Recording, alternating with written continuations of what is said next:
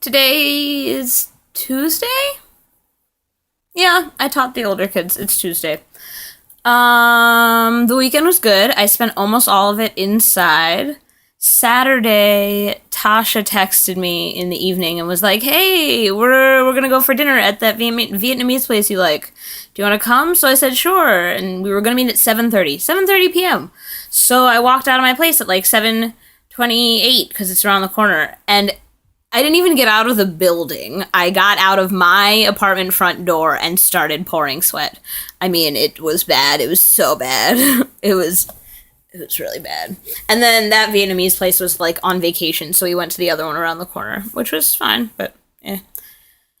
And then Sunday I stayed in until I went to have dinner with a couple D&D groups, which was nice also.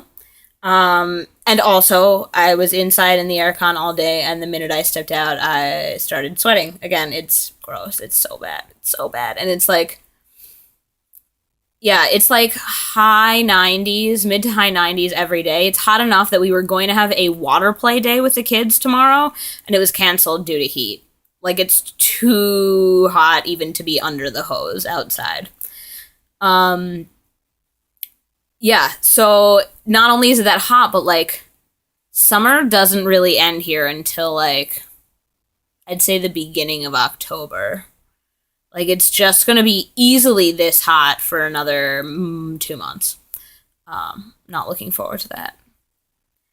Yesterday, Sumi came over for a language exchange, which is nice. It was good. Yeah, and today I taught. It was also good. It was fine. So they took all of our computers, all of our work computers over break to wipe them. So like we put all of our stuff on the network. And my computer was perfectly functional beforehand, but I get that like we don't have an in-house IT person. There's like I think a company we outsource to.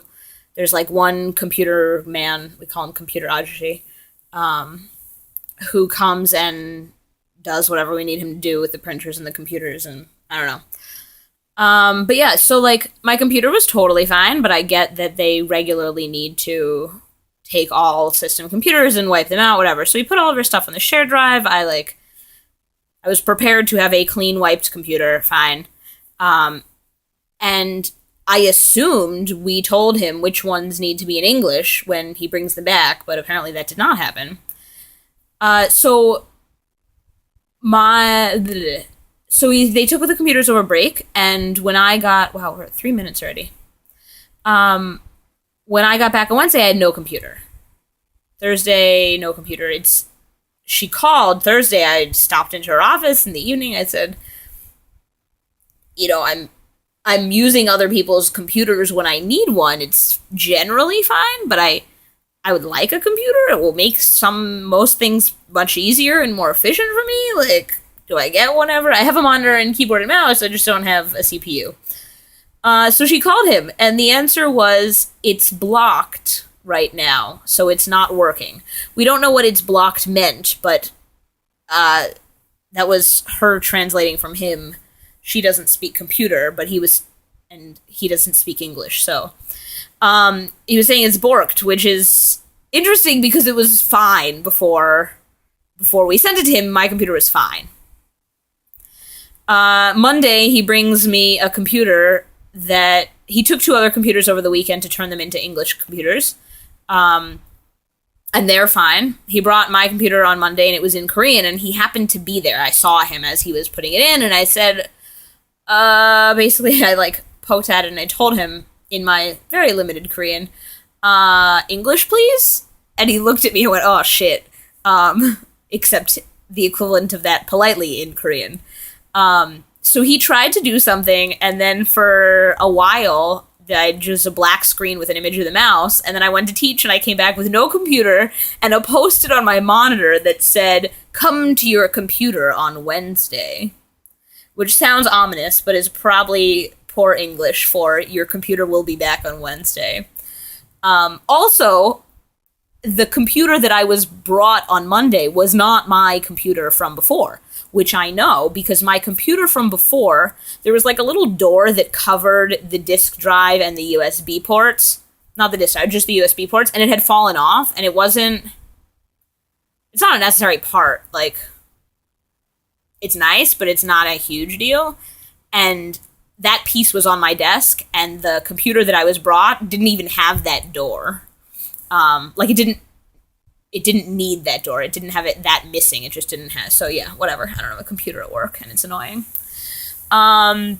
But yeah, on to more entertaining topics. There was something you said in one of your previous videos. I just watched your hiking video. There was something you said in a previous video that I wanted to tell you that I too did that, or I did the thing that you wanted to do, and I don't actually remember what it was. If it ever comes back to me, I'll get back to you, but I'm not going to rewatch your video. I don't quite care enough. As for the camping thing, the last time I went camping was with my Quidditch buds. We went for a weekend down the shore, and we camped out in a New Jersey state park. And I was prepared. I mean, like, we bought corn because I wasn't going to eat the hot dogs, corn and potatoes, and I, like, pre-stabbed them and everything. I brought spices, whatever.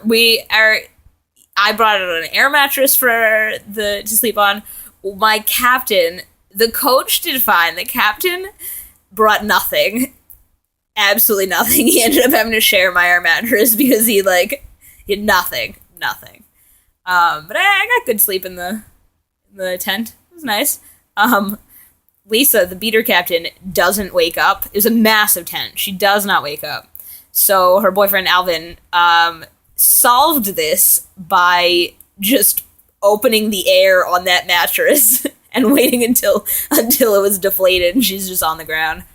Now, the night before, we had dinner, and we had done the cooking, and some other people had come later to just enjoy the food. So we assigned some of said drunk people, then there was drinking, so we assigned some of said drunk people to do the cleaning up, and discovered that their idea of cleaning up wasn't like bagging the trash or putting things in coolers. It was just placing everything as is in somebody's car that was right there. I mean, one of our cars, like one of the group's cars, but just like, we're talking plates of food trash just on the dashboard, milk tucked by the gear shift, like a carton of milk. It was absolutely hilarious. We didn't and it was dark, so we didn't have a whole lot of thought going into it, but in the morning we looked in their car and went, what happened here? It was, yeah. And they were a little horrified at themselves. So, speaking of New Jersey, by the way, one of my students went to America for his break. And I said, oh, where did you go? He said, New York and Washington, D.C. I said, oh, very nice. He said New York and Washington. I assumed D.C. Yeah, they were only gone a week. And I said, oh, that's really nice. He said, yeah, my aunt lives in New York. I said, oh, what part of New York? And he says, oh, and he's trying to remember, and I'm saying, oh, Brooklyn, Queens, Manhattan. He goes, oh, New Jersey. And it took all of my willpower not to absolutely lose it. And, of course, I wasn't really able to explain. I said New Jersey is next to New York, which is not incorrect, but I was I don't know how to explain how not the same New Jersey and New York are, but you tried. You really tried. It's very entertaining. This video is really long now, so I'm going to go bye.